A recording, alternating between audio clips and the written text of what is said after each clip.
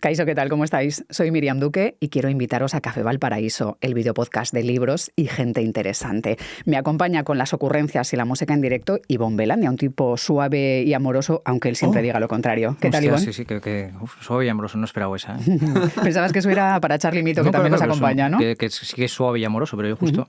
Hoy justo no, siempre es justo no. Y Charly Mito, que se encarga de poner contexto a la historia, a la protagonista, a la infancia de la protagonista, ya se verá. ¿Qué tal, Charly? ¿Todo bien? Todo bien. Bueno, yo me encargo de coser este curioso trío que formamos Café Valparaíso, que es un club de lectura que quiere hablar de cultura y de libros, pero sintiendo la arena en los pies. Hoy hablamos de La seca, de Chani Rodríguez. Café Valparaíso, lo mejor para pintar un friso. Chani Rodríguez viene a hablar de su libro que se llama La seca. Café Valparaíso con Miriam Duque en ITV Podcast. Hoy desde nuestros estudios en Valparaíso. Centro no, es un poco más extra radio, tienes que pillar línea 2, pero bueno, se llega, está accesible. Se llega bien. Miriam Duque odia los silbidos. Los odia fuerte. Chani Rodríguez, ¿qué tal? ¿Cómo estás? Muy bien, muy divertida. Bueno, bienvenida a Café Valparaíso. Estamos deseando charlar de este libro. Por cierto, que según íbamos viendo cómo era la promo de La seca por el mundo, anunciabas que ahí llegabas tú con tu libro, ahí empezaba a llover, que también te digo que es como para ponerte a procesionar, ¿eh? Sí, lo voy a erigir en rogativa o algo así. Me tienen que llevar para Cataluña, que mira, he ido poco y no ha llovido tanto, pero sí... El otro día estuve en Madrid y llovió también. Bueno, vamos a hablar de La seca, que es un libro que ya desde la portada nos traslada a un lugar de mucho calor, a un punto del sur de España. Sabemos que hace calor porque ya en la portada vemos a una chica con vestido amarillo, quedaos con ese dato, el vestido amarillo, que da una suerte de patada al suelo y hay una nube de polvo, de arena. La seca podía ser Nuria, la protagonista, pero habla de los alcornoques y de la situación que se vive, de un choque entre modelos, el modelo de quien quiere que se proteja ese lugar, como en la infancia, porque a veces vamos de nuevo a los pueblos para encontrarnos con lo que fue y no con lo que ha ido evolucionando, y quienes quieren vivir ahí y mantenerse y abrir nuevos negocios. Digamos que en esta historia se habla de un choque entre nosotros y los otros, entre el pasado y el futuro que algunos quieren construir, y de todo eso vamos a hablar con la escritora Chani Rodríguez. Chani, empezamos con Nuria, que viaja al pueblo con su madre a reencontrarse con lo que fue, pero no con lo que es, ¿no? Un poco un refugio. Sí, para ella el pueblo significa un refugio, un lugar tranquilo y donde espanta un poco su miedo a la soledad, que yo creo que es el motor principal del libro, es ese miedo a la soledad, ese miedo que ella tiene y que hace que se relacione de una forma muy, muy particular con el paisaje y también con las personas que la rodean.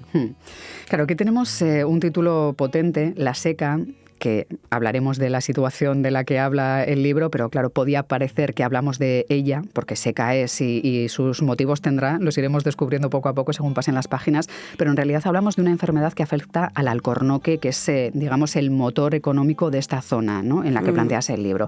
¿Qué es lo que le pasa? ¿Es una enfermedad que afecta a los árboles? Sí, es una enfermedad que actúa a través de un hongo que está en la tierra, con lo cual es muy difícil de combatir. Además, tampoco se termina de tener claro qué es lo que desata la enfermedad. Parece ser que es una mezcla de cosas, la sequía, el cambio climático, las características del suelo, que también es calizo y es ácido, bueno. Sí, ha habido algunos hongos que han afectado a los olivos también, ¿no?, que vienen de otros puntos. A veces una pequeña espora llega con los viajes y la globalización y lo cambia todo, ¿no? Los olmos están condenados a muerte, por ejemplo, también. Aquí, bueno, van a ver si revierten un poco el problema, pero ahora mismo es muy, muy preocupante. Y a ese hongo, a esa enfermedad, la llaman popularmente la seca, pero como tú decías, está bien visto, también va con doble intención porque la protagonista es bastante seca. Es curioso porque hay un personaje que parece una metáfora de la vida, que es el padre de Montero, que es un hombre mayor que está un poquito demenciado, que corre por el pueblo sobresaltando al mundo con su hacha y que está como enfadado con esa tierra que está enferma, ¿no? Y hay, bueno, pues momentos de cierta tensión que nos llevan a mirarlo de forma tierna, pero sí que parece esa metáfora de qué es lo que está pasando y por qué no conseguimos que esto vuelva, ¿no? Ese hombre por lo menos hace algo, se queja. Es un poco un homenaje, quería ser, un guiño a Lorca, al loco lúcido, a estos personajes que había en la literatura de Lorca que sí parecían estar ausentes, pero eran los que en realidad se daban cuenta de todo y los que mejor analizaban la realidad. Y este personaje pues es así, siente dolor y siente rabia también, pues no lo explica, ¿no? Pero se entiende que por la inacción y por la situación en la que están y por ese hongo, ¿no? que está haciendo daño. Claro, pero también hay una lucha entre modelos, ¿no? De modelos económicos también, ¿no? Asistimos a un lugar que ha tenido una economía de un tipo, hay quien quiere mantenerlo así, protegido, porque es una zona protegida también, otros intentan seguir viviendo del campo y claro, necesitan que haya una evolución hacia otros modelos, como pueda ser el aguacate, y claro, eso supone también un choque de entidades, sí, de deseos, del inmovilismo contra el progreso, si el progreso sí a toda costa. Aquí hay mucho melón también, ¿eh? La verdad es que sí. Hay varias cosas. Es que a veces me cuesta un poco hablar de esto porque tengo la impresión de que vamos a los núcleos rurales a explicarles allí lo que tienen que hacer, sí, lo que no tienen que hacer, y luego aquí no somos, digo, las ciudades, sí, no somos nada consecuentes. Se supone que nos importa mucho, estamos muy preocupados por el cambio climático, pero esto de los aguacates, por ejemplo, que acabas tú de mencionar, es terrible, o sea, el daño que hacen, y está súper de moda, y entiendo que muchas de esas personas que lo consumen se declararán preocupados por el medio ambiente o directamente ecologistas, ¿no? Claro, entonces, igual, Chani, habría que explicar que el aguacate como cultivo requiere muchísima más agua que cualquier otro cultivo, ¿no? Que quizás alguien que no se haya asomado a los campos no sabe por qué mencionamos esto, ¿no? Ya, sí, porque este odio mío, ¿no? Del aguacate. 220 litros de agua por semana cada árbol. Es que luego en la novela se ve que están sembrados en zonas en las que no hay tanta agua. En el pueblo donde se desarrolla la novela, que la novela finalmente lo que cuenta es un verano transformador, hay un río, pero está toda la zona de la Axarquía. Si cogéis un autobús desde Málaga, y ya nos ahorramos una gran parte de hectáreas plantadas con aguacates, hasta Ronda, todo es ya aguacate. Creo que como ha habido tanta sequía, han empezado ya a quitarlos para cambiar un poco el modelo. Pero bueno, es que estamos siempre con las políticas cortoplacistas, el problema agrario lo que se vende que ahora no se y lo que se vende termina. mañana, ¿no? Sin pensar en qué va a pasar con esa tierra en 10 años o en 20, ¿no? Eso es. Y en la novela es como un cuadro de Rothko de lo que vendría a ser sostenible a lo nada sostenible. Lo sostenible sería la saca del corcho, que se extrae, como sabrá mucha gente, del alcornoque. Ahora, durante los meses de verano, es un trabajo estacional. Cada árbol se descorcha cada 9 años. Es un oficio centenario, el de los corcheros, artesanal, porque no admite ningún tipo de desarrollo técnico. Siguen subiéndose a las ramas de los árboles, siguen manejando el hacha con mucha destreza porque extraen el corcho, pero al árbol no lo pueden herir. Sin herirlo, ¿no? Eso es. Es muy plástico, la verdad. Y vas al bosque y suena el ruido del hacha, el ruido de la plancha de corcho cuando la sacan, el crack. Y la verdad es que es muy, muy fascinante. A mí desde pequeña me ha atraído. Entonces, eso sería un ejemplo de parque natural productivo, con este oficio que además permite pues el pastoreo. Y sustenta la industria de la chincheta, por ejemplo. De la chincheta, sí, claro, el corcho, ¿no? Y en el otro extremo pues está el aguacate, que para mí es pan para hoy, hambre para mañana. Pero bueno, no lo veo yo como un enfrentamiento campo-ciudad tampoco, porque no, es más bien, yo creo, uno entre más oriundos y veraneantes también, ¿no? Otro de los melones del libro. Ese no buscar los cambios o ir buscando en el pueblo lo que fuimos, ¿no? Que pasa mucho cuando veraneas, vas solo un mes y esperas que todo esté como un veraneante quiere y no como los que viven todo el año, ¿no? Sí, porque ahí operan las melancolías, pero operan también en la ciudad. Yo creo que en un mismo pueblo es que hay muchos intereses. Habría que hablar también de ciudad-campos, en todo caso, porque en un pueblo pequeño el que tiene un bar quiere que haya turistas, o el que tiene un pequeño hotel, pero el que tiene que levantarse a las 6 a ordeñar cabras no quiere que haya ruido. Y luego hay gente en los pueblos que tiene mucha conciencia medioambiental, muchísima, y gente que no tiene ninguna. Entonces, no es tan fácil. Yo no lo compartimento así con tanta claridad. En La Seca hay muchísimas fotografías ya desde el comienzo. Según llegamos, sabemos que estamos llegando a un pueblo en verano, a un pueblo del sur, esos voladores colgados, esos pescados secándose. Esos brillos, ¿Habéis visto? brillos de plata. No, pero da la sensación de que están anunciando un pueblo en fiestas ya, ¿no? Como en vez de banderines, que sería ya la temporada, el anuncio de la temporada. Que me gustaría que nos hablases de ellos, de a qué saben, de cómo se comen, cómo se meriendan, ¿no? Para probar también otros sabores, ¿no? Eso a mi madre le encantan. Yo no, para mí es un sabor muy fuerte y salado, claro, es pescado ya. Es una salazón, ¿no? Colmada. Seco, que lo secan con el viento de poniente, sobre todo porque el levante, como va más cargado de humedad y es muy caluroso, los pone marrones. Y es muy impresionante por esa zona de la línea, desde la línea hasta Manilva casi, ver colgadores de ropa o cordeles en los que todo lo que cuelga es pescados y pescados. Es realmente llamativo, y me gustaba esa imagen porque es el puro extrañamiento, que es algo que yo busco a veces en la narrativa. Empezamos con una niña que está en un hospital, que también es una imagen que debiera ser siempre extraña, pero por desgracia no lo es, ¿no? Pero sí que quería buscar ese extrañamiento de esto no tendría que ser normal, y lo es, así como no es normal que los pescados cuelguen de los colgadores de la ropa y se sequen en las azoteas y en las fachadas de las casas, y sin embargo esto se hace. ¿Cómo se comen normalmente? ¿Con un poquito de aceite? No, sin nada, con sin las nada. manos además se suele coger ahí, como una pipas. Merienda. La próxima vez podemos intentar hacer una merienda así como las pipas, ¿no? A mi madre y a mi tía les encantan los voladores, las huevas de no sé qué, o sea, unas cosas como, yo lo suelo llamar muy apretadas de la zona, de esa zona de la costa, como cosas muy singulares y que tienen mucha mucho potencia, carácter, ¿no? entonces, bueno, no siempre gustan. El atuncito este de Barbate entra mejor.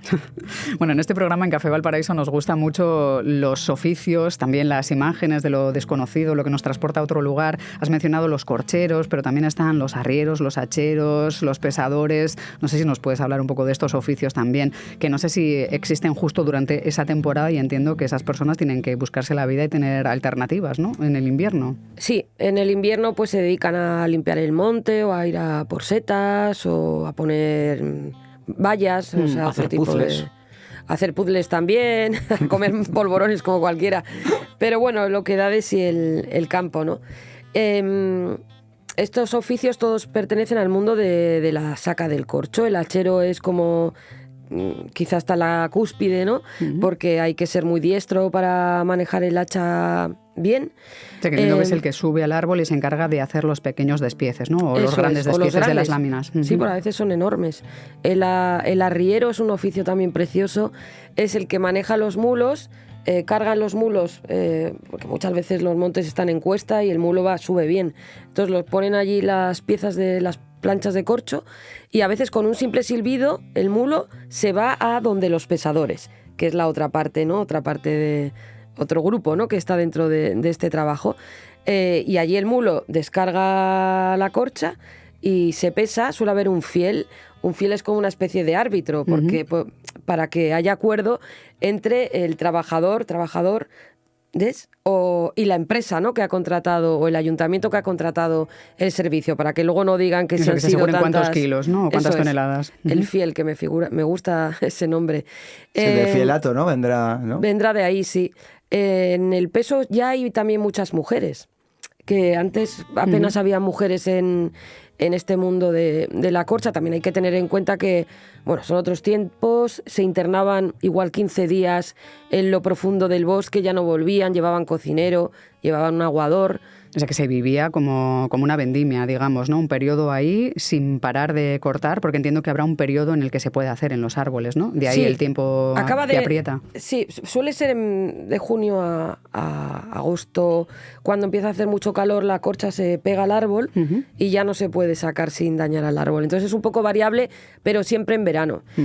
Y es un oficio, la verdad, todas las partes, es muy bonito.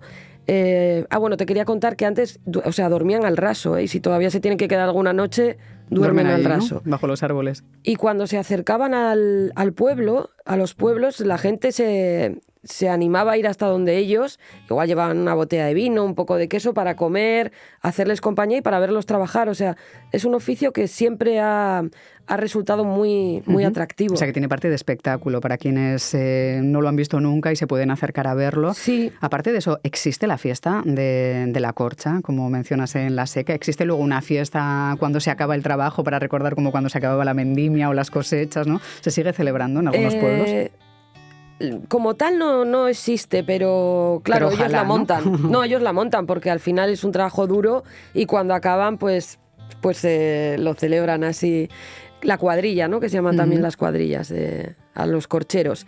Yo tengo el recuerdo también, que igual por eso lo comentas, de la vestida que llamaban, que cuando iban 15 días igual volvían 1 o 2 a casa pues para vestirse, lavarse. Para ponerse de guapos y luego ya salir a... Y lo hacían coincidir con la feria del pueblo que fuera, porque aquí son varios pueblos, ¿no? Dentro del parque natural. Y yo me acuerdo de pequeña que sabía que eran corcheros porque tenían las palmas de las manos negras, que es al contacto del acero con la savia del árbol. Ahora usan guantes, pero se les ponían negras, iban a pagar y yo decía, mira, este es corchero. Corchero como fue mi abuelo, como fue mi padre antes de emigrar, como han sido mis tíos y como una identidad familiar, primos, ¿no? Eso es bonito. No sé si tiene algún olor especial. Entiendo que a ti te olerá un poco a infancia y a familia, ¿no? El corcho no tiene así un olor particular, pero lo asocio al bosque, claro. Sí, el descorche, digamos, ¿no? El olor a la madrugada, el estar cortando, entiendo que eso huele a una épica o a un momento, ¿no? Huele a verano, ¿no? Sí, a verano, a orégano, a tomillo, a poleo, a estas hierbas aromáticas que hay por ahí en ese bosque, que es bastante húmedo, porque aunque es mediterráneo, está muy influido ya por las corrientes del Atlántico. No sé si sabéis que Grazalema, que es una zona también corchera, es el sitio de España en el que más llueve. Mira, pues no lo sabíamos. En Cádiz. No lo sabíamos. Aprendemos muchísimo en este espacio, además de literatura y de disfrutar, aprendemos mucho de curiosidades, costumbrismos, oficios.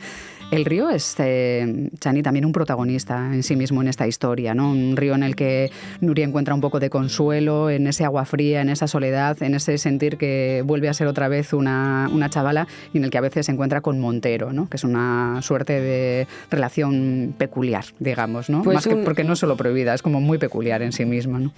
Los amores de verano, yo creo que es buena idea que acaben igual también en verano, ¿no? Porque a veces, ¿verdad? Se alargan agónicamente y eso no va a ningún lado y ella está un poco metida en una relación así.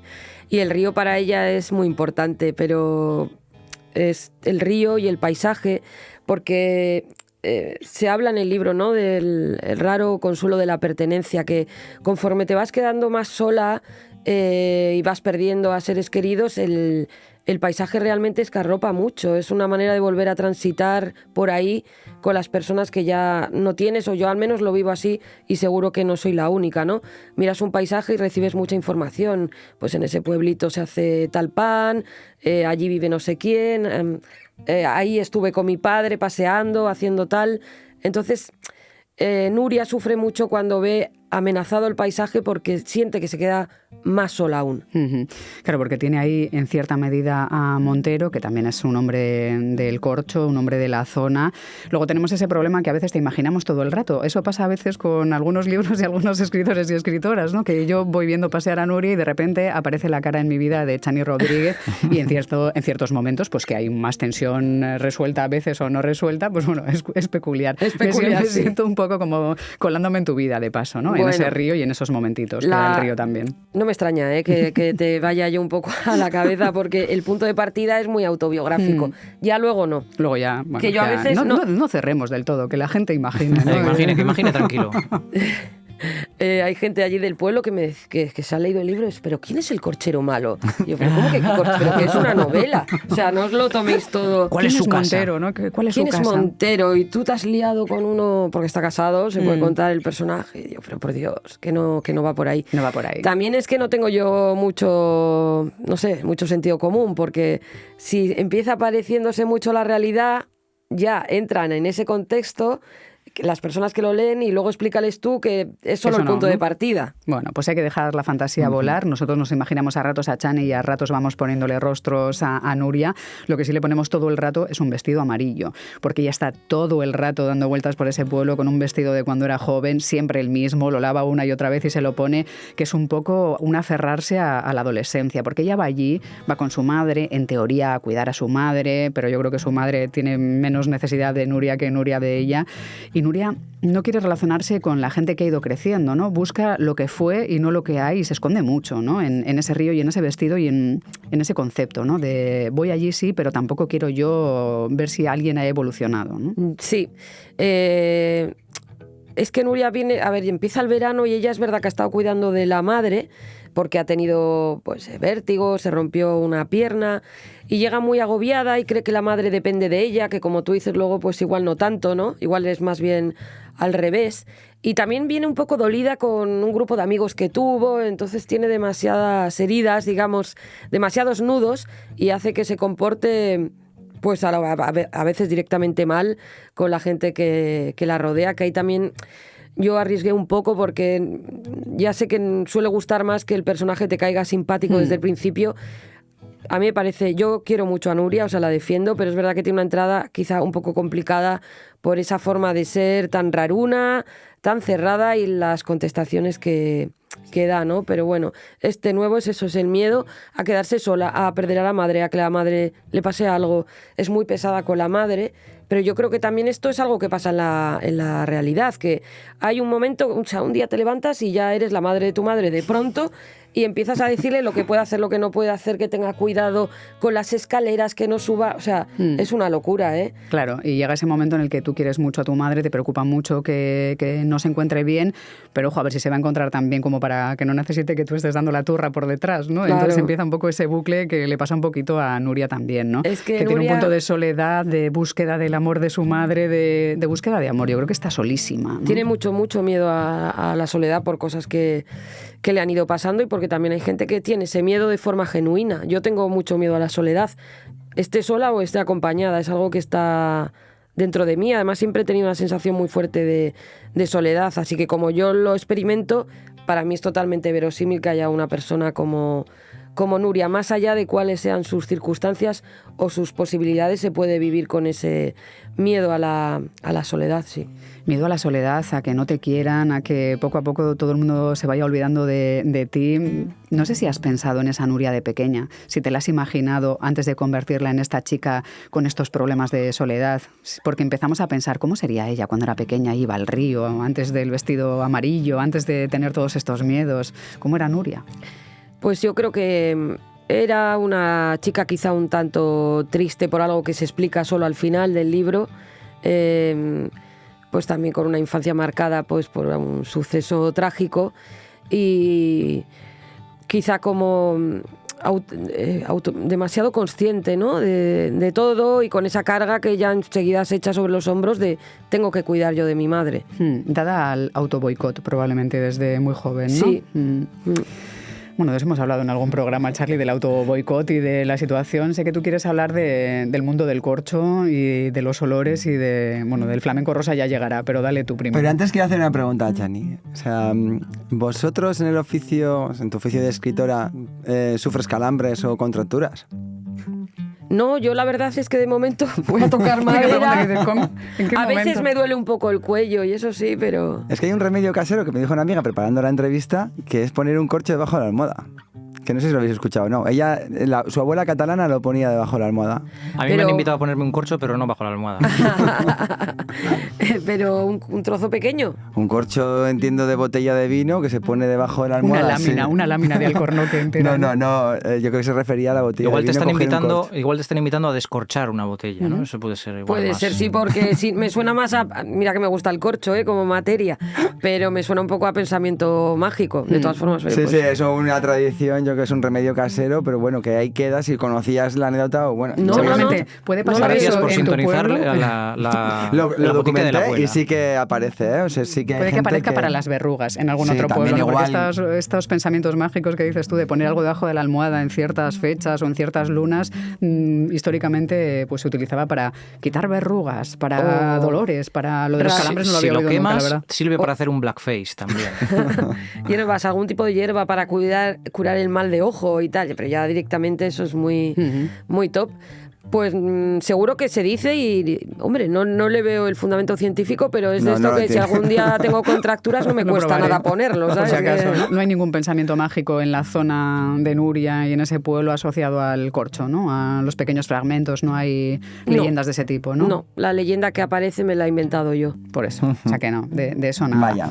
¿Le vas a poner música al asunto? Sí, hablando con Miriam pensábamos hacerle una playlist a Nuria en esos paseos, ¿no? Y me sugirieron una serie de grupos intimistas, ¿no? Entonces, en esa playlist podría estar, por ejemplo, Anari, podría estar Verde Prato, también Los Planetas y Vetusta Morla. Entonces, Muy bien. me voy a quedar en estos últimos porque yo no sabía que Vetusta Morla viene en nombre, estaba confundido, viene en nombre de la tortuga de la historia interminable. Ah, no lo sabía. La tortuga vieja, Morla quiere decir vieja, pues la vieja Morla, ¿no? Entonces me acordé un poco de esas conversaciones que tenían sobre la nada, personajes tan maravillosos como el Comepiedras, el Caracol de Carreras, y cuando hablaban de esa nada que llega esa nada, y me recordó un poco a La Seca, ¿no? Lo que podría ser en la novela La Seca, ¿no? Ese hecho de perder un oficio y cómo al final son pueblos que se han creado alrededor de ese oficio y si se pierde, digamos, el Alcornoque o el Corcho, pues perdemos estos pueblos, ¿no?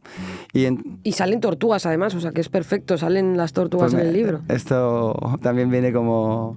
Y entonces pensaba un poco en esa seca, y entonces estaba pensando en estos oficios que estamos perdiendo y un poco quería saber tu reflexión acerca de oficios que se pueden perder, digamos, en plena actualidad por la tecnología, la inteligencia artificial, pues digamos, oficios como, imagínate, traductores, ilustradores, escritores. ¿Qué opinión tienes?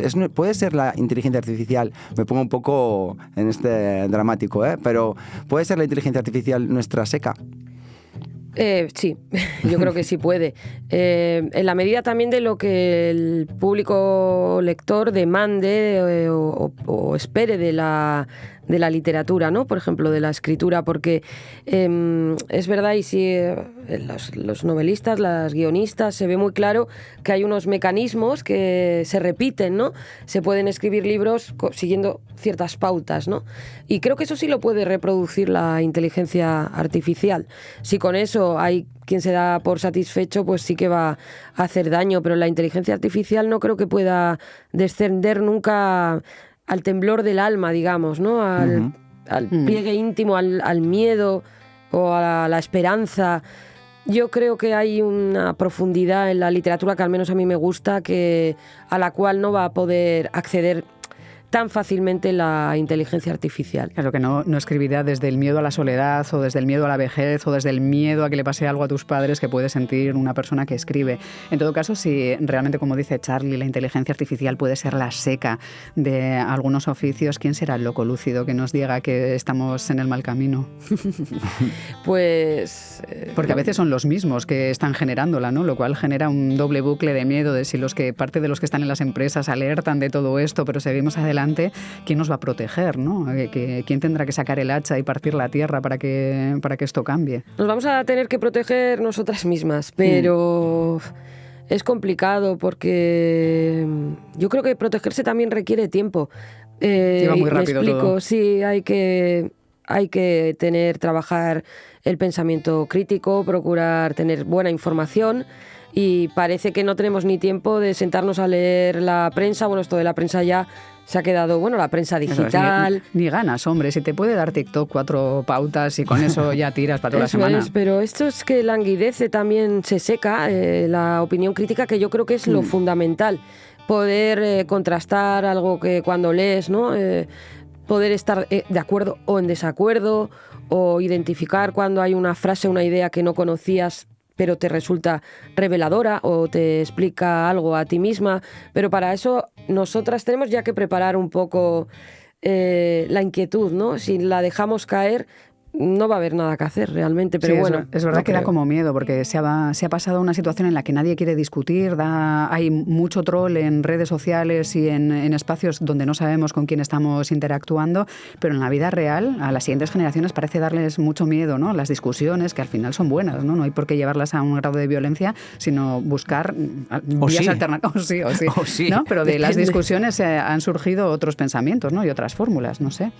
Eso se está perdiendo. Yo estoy de todas formas un poco optimista con los jóvenes, porque sí que leen un montón, leen más que nosotros y nosotras. Mucho más. Sí, y es verdad que leen sus cosas, pero bueno, esos serán los lectores del mañana, sí, ¿no? De otra forma, irán ¿no? Claro. evolucionando también. Y creo que ellos sí tienen... Igual discuten de otra manera, ¿no? Pero sí que se hacen muchas preguntas. Entonces, bueno, vamos a ver qué pasa. Y quizá nosotras también estamos ahora más fascinadas por la novedad que supone todo esto, pero también ya va habiendo chavales y chavalas que pasan bastante de las nuevas tecnologías, lo ven casi como una imposición y no les gusta. Entonces, vamos a ver cómo sedimenta, ¿no? ¿Qué es lo que pasa al final? Vamos a ver cómo evoluciona y en todo caso me han gustado tus propuestas musicales para Nuria. La veo escuchando Los Planetas de vuelta a casa y reflexionando. Igual más alegre no sé si irá, pero bueno, Vetusta y ese tipo de fórmulas siempre están bien. Es que yo pensaba que se referían al Vetusta a Oviedo de La Regenta. Entonces era un poco, voy a seguir un poquito por ahí. O sea, ¿puede tener o qué no tiene Nuria Diana Mendoza, la protagonista de La Regenta? Pues... ¿Qué tiene o qué no tiene? Toma es salto. que son dos personas que de dos contextos muy distintos, pero Ana también era una mujer empecinada, auténtica, ¿no? Porque yo creo que hacía las cosas dejándose llevar un poco por el corazón y seguramente también por los miedos, ¿no? De lo que podría suponer lo que hiciera, pero... No sé, poco más allá quizá de eso, ¿eh? No las veo distintas. ¿Y por qué deberíamos leer clásicos, por ejemplo? Hombre, pues para conocer a Ana Ozores y es que mira, es que La Regenta es un novelón. Es un novelón. O sea, es verdad que es la época del siglo XIX de las grandes novelas, pero yo creo que está a la altura de Madame Bovary o Anna Karenina, Blanco y Negro. O sea, es una novela a la altura y si no, es superior. Merece la pena porque ahí sí que abres la puerta a un mundo, a un universo entero. Es que leer esas novelas es como estar dentro de una película, no ver una película, es estar dentro, porque en aquella y vivir época... otra época y otras circunstancias sociales. Total, y el naturalismo lo explicaba todo con tanto detalle, ya después irrumpió el cine, no hace falta que escribamos así, ¿no? Pero a mí, de vez en cuando, leerme alguna de estas novelas me procura mucho placer, y luego está la crítica...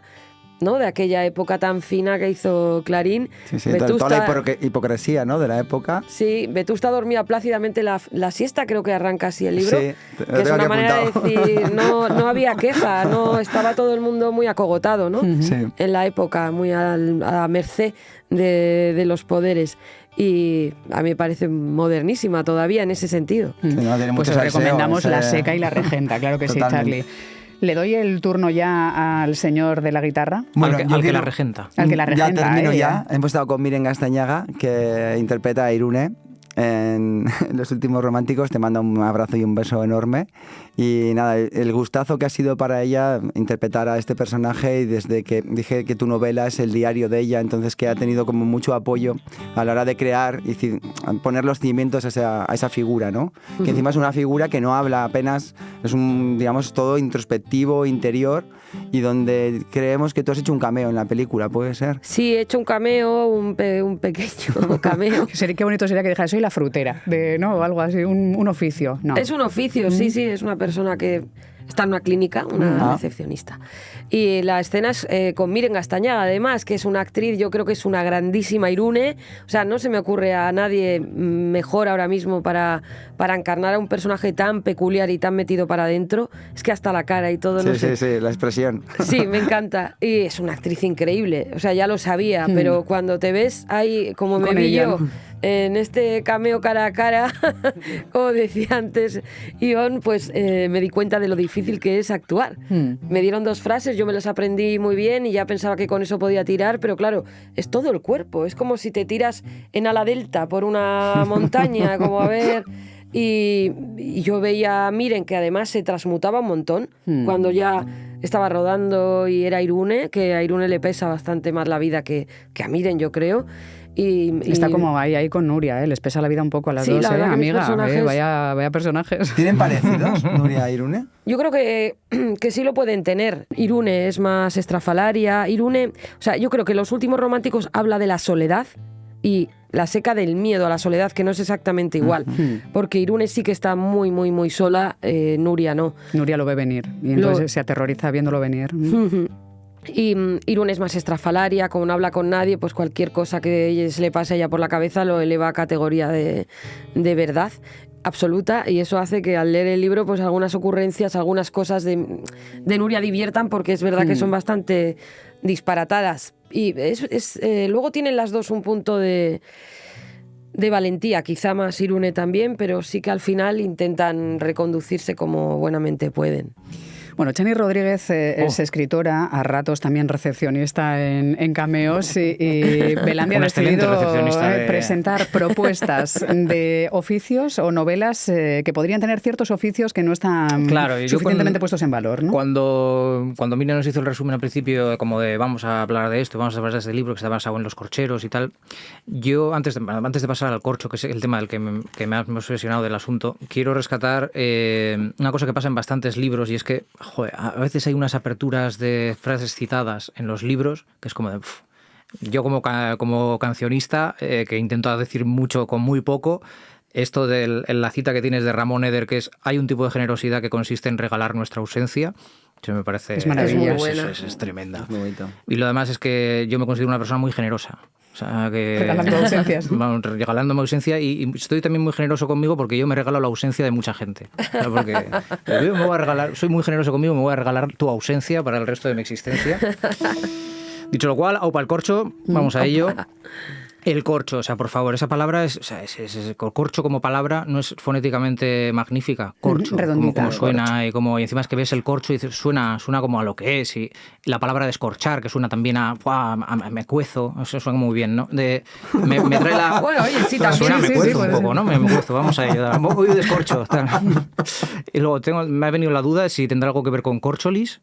Si se oirá por ahí abajo en la línea, se oirá un motivo corcholis. Para invitarte otro día, que sepas corcholis, esto. Tal. No, yo creo que te pegan una hostia así con las manos negras entera, si te voy a decir corcholis. Y bueno, pues eso, aquí hemos hablado mucho de oficios, también cuando vino N.B. Rolla y hablamos de los ferrones y tal, y hablamos de los corcheros, pues yo he pensado... ¿En qué oficios pueden tener la gente en los pueblos, así como para ambientar tus novelas, ¿no? Y he pensado, por ejemplo, un pueblo lleno de oteros. De gente que mide en otros sitios se llama la hora, los que miden el aparcamiento por... un pueblo lleno de oteros. Y nadie aparca tranquilo en ese pueblo. Entonces, una otera de la zona verde se lía con uno de la zona azul. Y entonces empieza una novela a lo West Side Story, pero sin canciones ni nada, y en vez de navajazos hay multas. Bueno, está bien, tiene también un punto western así. Sí. Yo le pondría canciones, dale una vuelta. ¿Dónde va a aparcar ese? ¿Es en azul o en verde? ¿Es mío o es tuyo? Tal. Y bueno, saben regular el aparcamiento, pero no saben dónde se aparca el amor. No saben dónde se aparca el amor. Maravilla. Un pueblo lleno esto también muy del sur, de gorrillas. En este pueblo tampoco aparca nadie tranquilo, e Irati, que está de vacaciones, está veraneante, pues bueno, amor de verano. Se liga a un gorrilla, se lo tira en su Seat Ibiza, y luego él le cobra por haberle cuidado el coche, mientras follaban. Un oficio también que está como reinventándose, porque el implacable paso del tiempo, empieza a ver la luz, nuevos tiempos, tal, y ahora aceptan Bizum, exactamente, se reinventan a sí mismos y aceptan también Bizum, te pasan el telefonillo, yo que no sea por eso, pues no sé, te va a costar más cambiarte las ruedas. Ponme el único concepto kebab, para que la gente no sospeche cuando me venga haciendo aquí a hacer la investigación.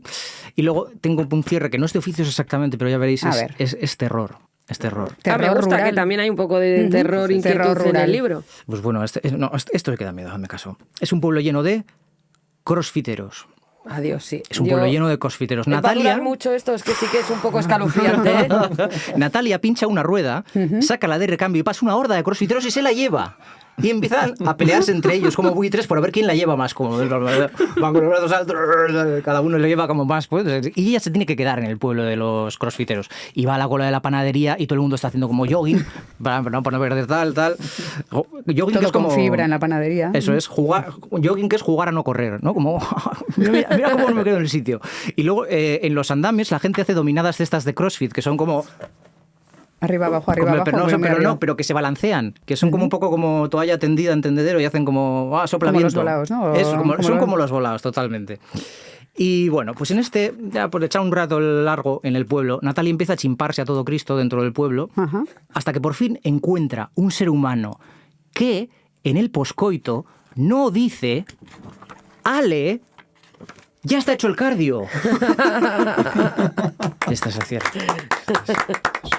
Eso es terrorífico. Terrorífico también, ¿no? Este terror. Bueno, podría pasar, no sé si podría pasar en el pueblo de La Seca, pero para al próximos... final recupera su rueda. Ah, vale. Bueno, era el detalle. Y escapa, ¿no? Escapa a toda velocidad. Sí, bueno, pues así, escapando, terminamos esta charla con Chani Rodríguez sobre La Seca. Muchísimas gracias por haber venido a Café Valparaíso a charlar de la vida. Placer, es muy divertido venir aquí a charlar con nos nosotros. alegra mucho. La próxima vez igual venimos con ropa de otra época, porque es otra cosa de la que podríamos hablar en los pueblos, de por qué todo lo que pensamos tirar acaba en armarios del pueblo y podríamos vestir como de pequeños tranquilamente, ¿no?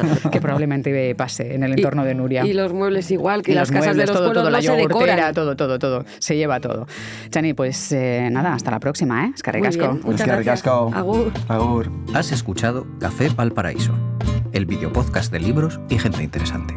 Un club de lectura dirigido y presentado por Miriam Duque, con la colaboración de Ivonne Belandia en la música en directo y Charly Mito poniendo contexto cultural. Grabación y edición, Sirri Borro. Estudio de grabación, Buenas Migas. Escucha Café Valparaíso en ITV Podcast y en los canales de YouTube de ITV. Un proyecto de Miriam Duque y Sirri Borro Produccióak que puedes escuchar también en tus plataformas preferidas. Y suscríbete, claro. Suscríbete. Venga, hombre. O mujer. Dale. No te cortes. Dale. Un botoncito, dale.